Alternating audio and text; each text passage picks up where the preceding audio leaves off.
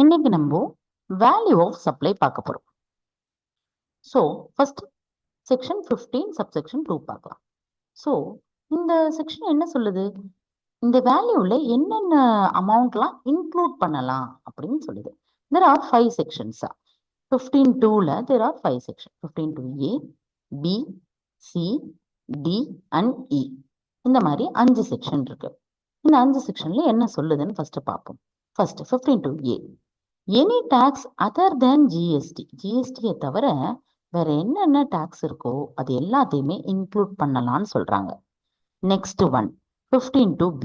இதுல என்ன சொல்றாங்கன்னா, இன்கேஸ் ஏதாவது ஒரு பேமெண்ட் ரெசிபியன்ட் பே பண்றாங்க, யாருக்கு பதிலா சப்ளையருக்கு பதிலா பே பண்றாங்க அப்படின்னா அப்போ அதை எடுத்துக்கலாம் அப்படின்னு சொல்றாங்க. Next 15(2)C. 15(2)Cல என்ன சொல்றாங்கன்னா, இந்த சப்ளை டைம்ல ஏதாவது ஒரு இன்சிடென்டல் எக்ஸ்பென்சஸ் பே பண்ணியிருக்காங்களா, அப்ப அதையும் நீங்க எடுத்துக்கலாம் அப்படின்றாங்க. ஆனா இந்த இடத்துல ஒரு முக்கியமான பாயிண்ட் நமக்கு பார்க்கணும். என்னன்னா, இன்கேஸ் ரெசிபியன்ட்டுக்கு பதிலாக தான் இவங்க இந்த இன்சிடென்டல் எக்ஸ்பென்சஸ் பே பண்றாங்கன்னா அதை எடுத்துக்க கூடாது. That should be excluded. அதை எடுத்துக்க வேண்டாம் அப்படின்னு சொல்றாங்க. அதுக்கப்புறம் இன்ட்ரெஸ்ட், லேட் ஃபீ, பெனால்டி எது எது இருந்தாலுமே அதை நீங்க இன்க்ளூட் பண்ணிக்கலாம், வேல்யூ ஆஃப் சப்ளைல இன்க்ளூட் பண்ணிக்கலாம்ன்றாங்க. Then last thing subsidy. இந்த சப்சிடி ரொம்ப இம்பார்ட்டன்டான திங், அடிக்கடி எக்ஸாம்ல டெஸ்ட் பண்ணுவாங்க. இது என்னன்னா, நமக்கு சில நேரம் நிறைய கன்ஃபியூஷன் ஏற்படும். இப்ப நம்ம அது எல்லாத்தையுமே கிளியர் பண்ணிடலாம். என்னன்னா, subsidy received by supplier other than central government or state government எடுத்துக்கலான்றாங்க.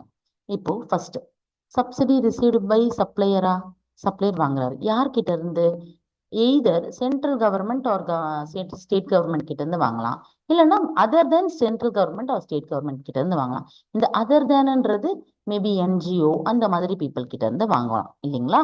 இப்போ central government or state government கிட்ட இருந்து இந்த சப்சிடி வாங்குறாங்கன்னா டைரக்டா வி சே நோ, நம்ம எடுத்துக்க கூடாது.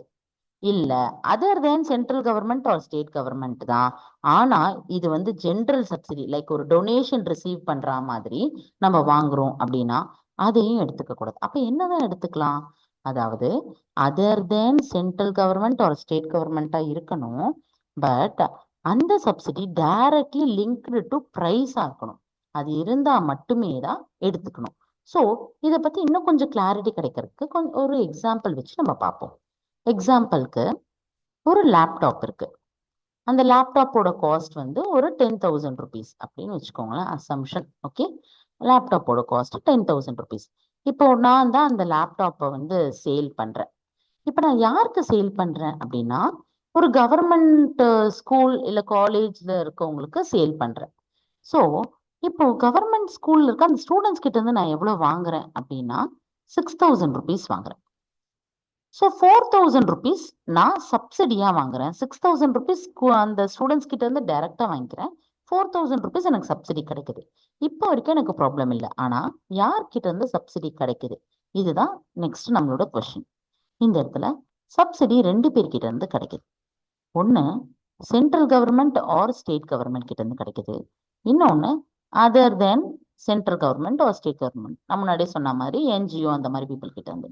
இப்போ central government or state government கிட்ட இருந்து ஒரு சப்சிடி கிடைக்குதுன்னா டைரக்ட் நம்ம என்ன பண்ணணும், தட் இஸ் நோ, எடுத்துக்க கூடாது. It should be excluded.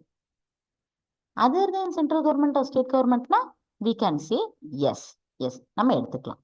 இப்போ பாத்தீங்கன்னா காஸ்ட் ஆஃப் லேப்டாப் என்ன அப்படின்னா, in case of first scenario, இந்த சினாரியோல நம்ம எடுத்துக்கல இல்லையா. So the cost of laptop is 6,000 rupees. இந்த சினாரியோல the cost of laptop is 10,000 rupees. ஏன்னா 6,000 பிளஸ் 4,000 நம்ம போட்டிருக்கோம். ஓகேவா. நார்மலா கொஸ்டின்ல கிளியரா கொடுப்பாங்க. இன்கேஸ் கொஸ்டின்ல எதுவுமே கொடுக்கல, கொஸ்டின் ரொம்ப சைலண்டா இருக்கு அப்படின்னா நம்ம என்ன அசியூம் பண்ணிக்கணும் அப்படின்னா, என்ன பிரைஸ் கொடுத்துருக்காங்களோ which is after deducting subsidy, சப்சிடியை டிடக்ட் பண்ணி தான் கொடுத்துருக்காங்கன்றது நம்மளோட அசம்ஷன். நம்மளோட ஒர்க்கிங் நோட்லயும் இதை ஒரு வாட்டி அசம்ஷன் நம்ம எழுதிக்கணும். ஓகேங்களா. Happy learning.